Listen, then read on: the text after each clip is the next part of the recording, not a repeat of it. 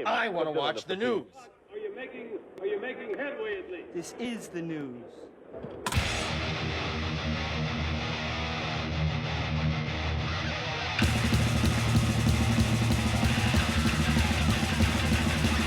Schmack-a-magab, it's time for the only news that matters on Black Sabbath Sunday.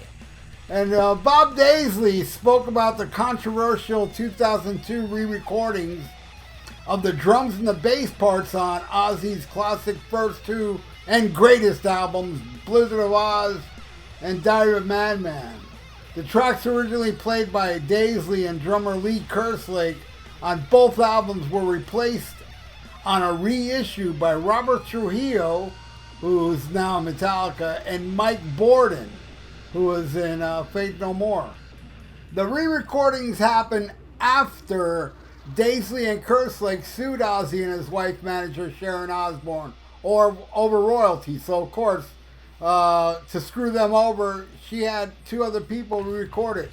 And Ozzy years later said, "I don't think it was right." Yeah, man. Oh, it kills me how stuff like this happens. Anyway, asked how he felt when he learned that his parts on the first two Ozzy records have been re-recorded, Bob Daisley said, "To be honest with you, I thought it was pathetic. Someone sent me a copy of one of them and I laughed. I thought, is this a joke?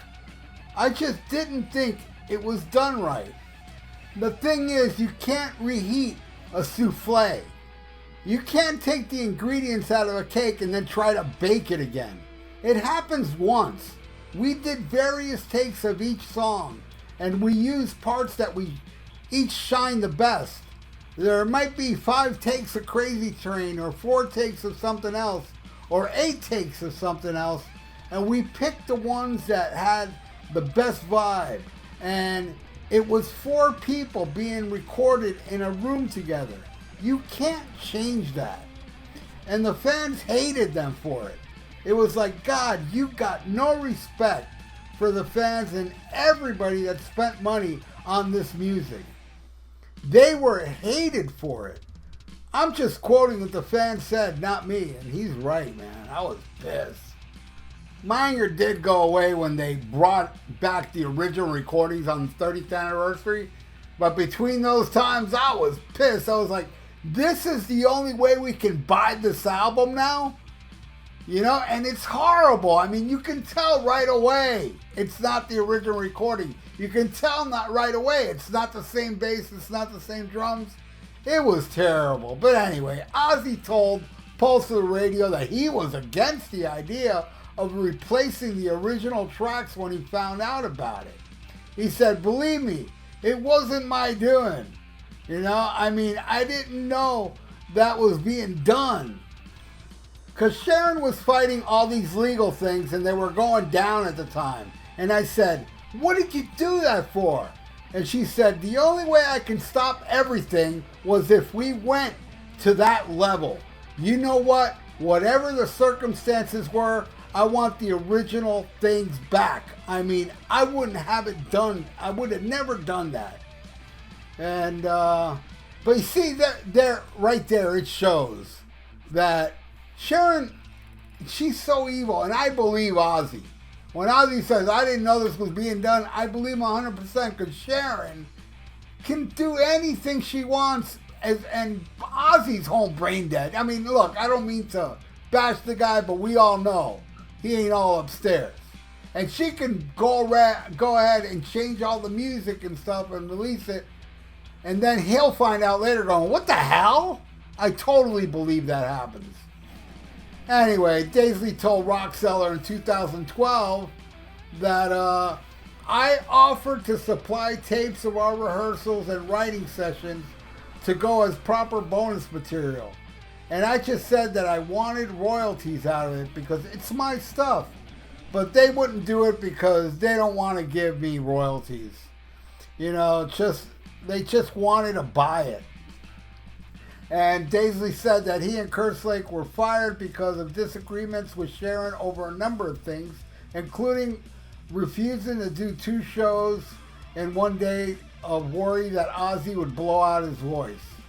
According to the Recording Industry Associates of America, in 1980, Wizard of Oz has been certified quadruple platinum for shipping in excess of 5 million copies, while 1981 Madman has been certified triple platinum for more than 3 million units sold. And yeah, man, I mean, alright, we all have our different opinions, okay?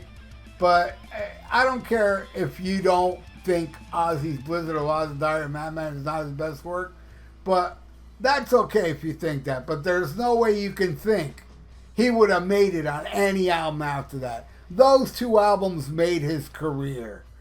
Because no album after that matched the greatness of it. I mean, come on, even if you like, let's say, Ultimate Sin more than the first two albums, you can't possibly tell me Ultimate Sin would have carried his solo career like the first two albums did.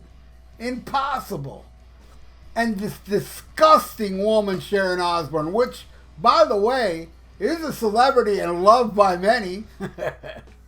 She's evil. And she raised her kids wrong. Kelly Osbourne's a little brat. Who's gonna clean our toilets, Mr. Trump? That's who she raised. Blame Sharon for that spoiled brat. You know? I mean, she's evil. She kicked Phil Soussan in the knee in front of Randy Castillo's casket. And his casket was open.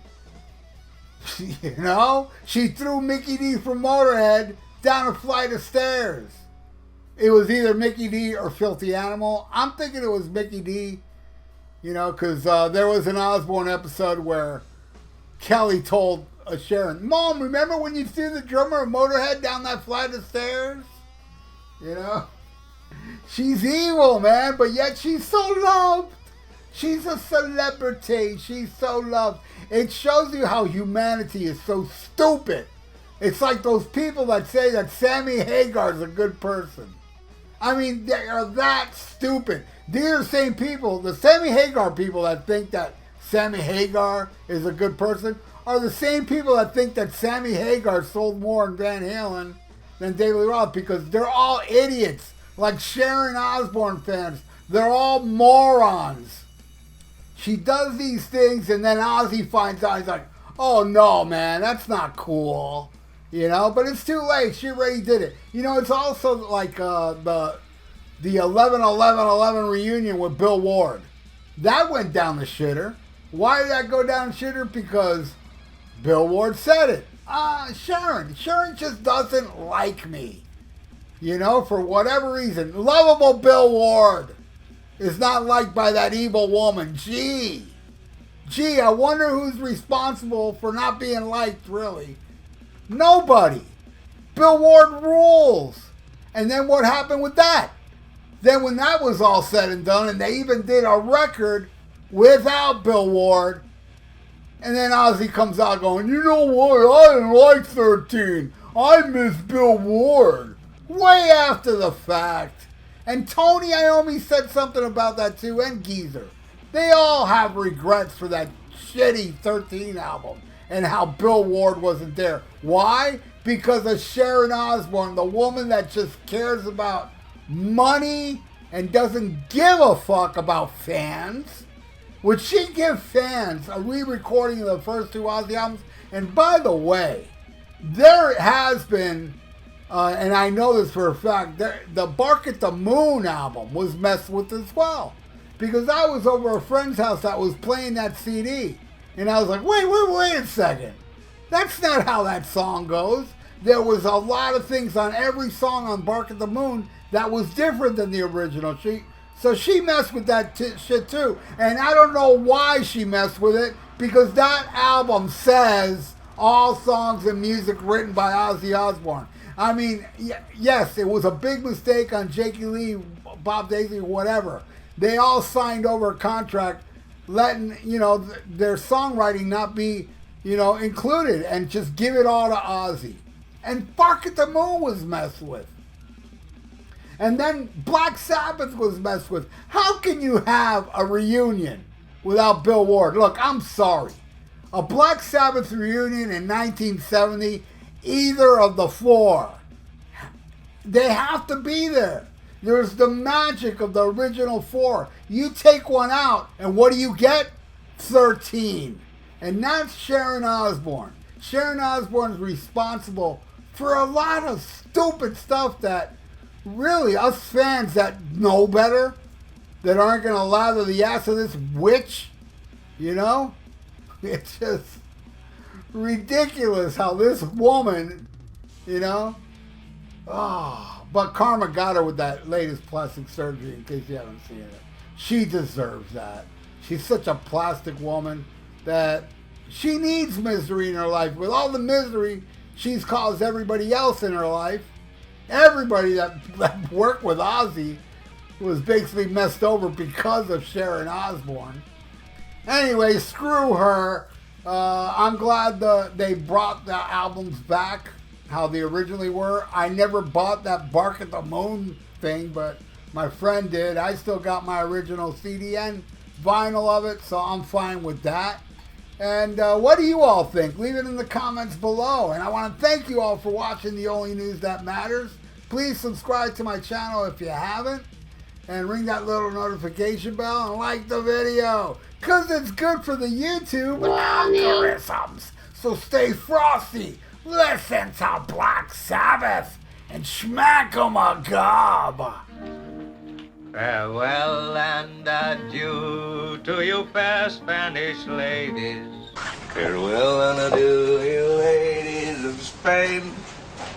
For we've received orders for to sail back to Boston, and so never more shall we see you again.